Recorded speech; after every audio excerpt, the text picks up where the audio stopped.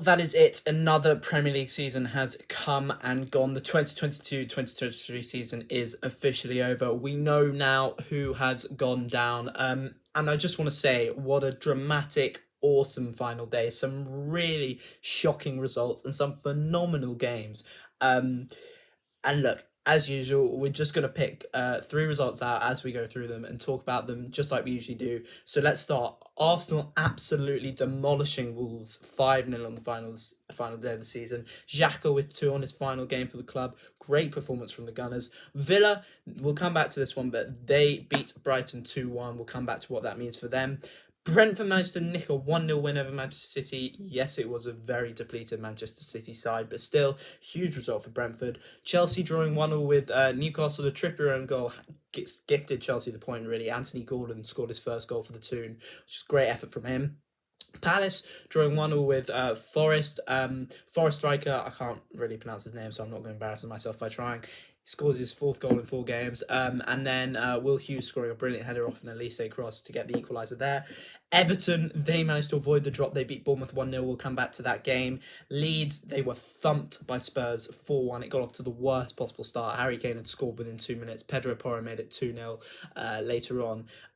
They go down in 19th. They have had a shocker today, and they'll be playing the Championship next season.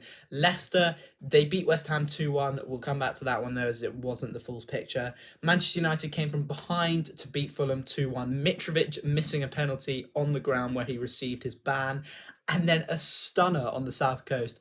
Southampton were 2-0 down, came back to 4-2 up against Liverpool. Liverpool ending the game 4-4. So yeah, what a day in the Prem. But we'll start with Aston Villa versus Brighton, I guess. Look, Brighton had already secured Europa League football midweek with the draw against Manchester City. Villa, they needed to win to make sure of Europa Conference League football. They did exactly that. Ollie Watkins grabbing the first goal.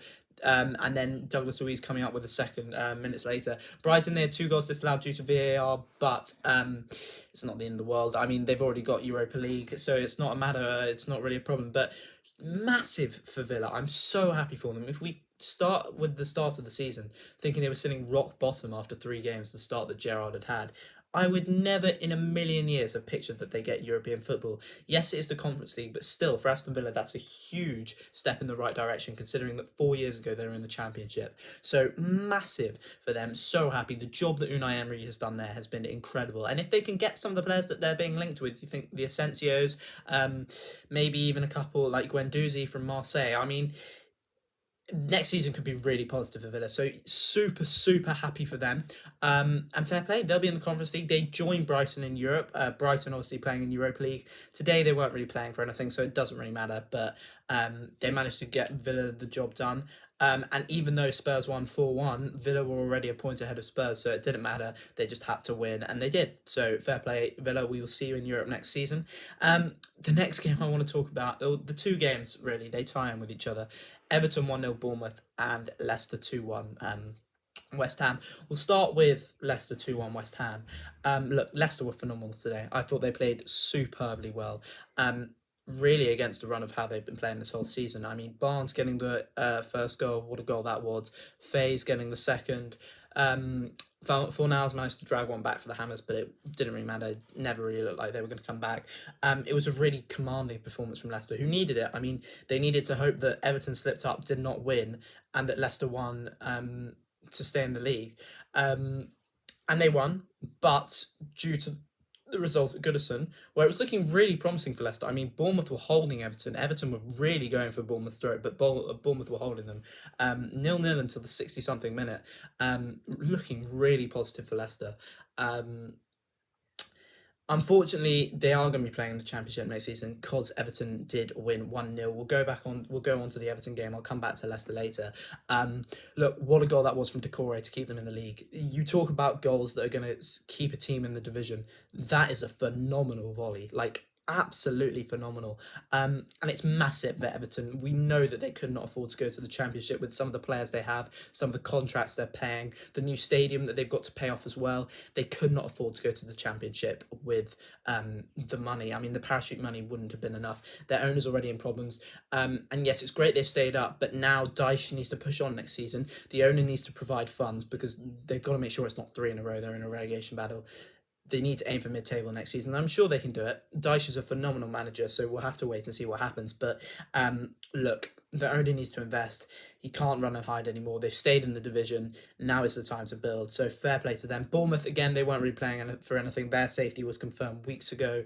So it's not really a matter for them.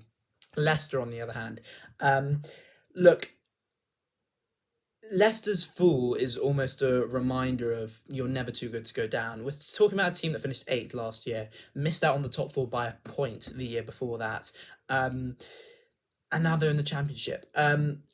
It's just a reminder that in the Premier League anything can happen. It really can. Look, people might sit there and say it starts the season, the owner didn't spend any money, and yes, that's true to a certain extent. I mean, Brendan Rodgers did really struggle at the start of the season, but their form throughout just hasn't really been good enough. They signed a few players in January. I'm thinking about Tete, the winger. It just really, really hasn't been good enough for them. And relegate, yes, they can do what they did today, beat West Ham 2-1, but if you get relegated, it's a tale of how bad your season has been. Their season has been shocking by their standards. Do I think they'll come straight back up? Yes, I do.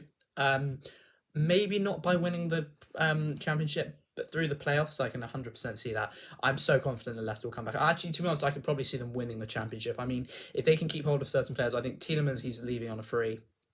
Madison is definitely going to go, but if they can keep hold of certain players such as Iheanacho, Tet, maybe Harvey Barnes, if he decides to stay, he might leave as well. They've got a really good team there, so we'll have to wait and see what happens. But I'm really confident that they can stay up. West Ham, on the other hand, again, we know that their safety was secured numerous weeks ago. They've got a Conference League final to look forward to. Huge for them. Really hope they can pull something off against Fiorentina.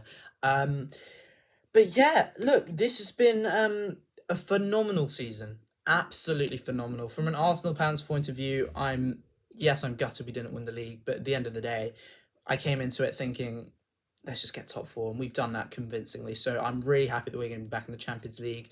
It's great to see that we've got some upsets in Europe. No Spurs in Europe. Villa and Brighton have kicked them out of the European places. Great to see that. Newcastle, what a rise they've had this season. I mean, they've been phenomenal. They'll be in the Champions League next season. Ten Hag has done wonders. And Manchester United, considering where they were this time 12 months ago, phenomenal job from him. They finished third.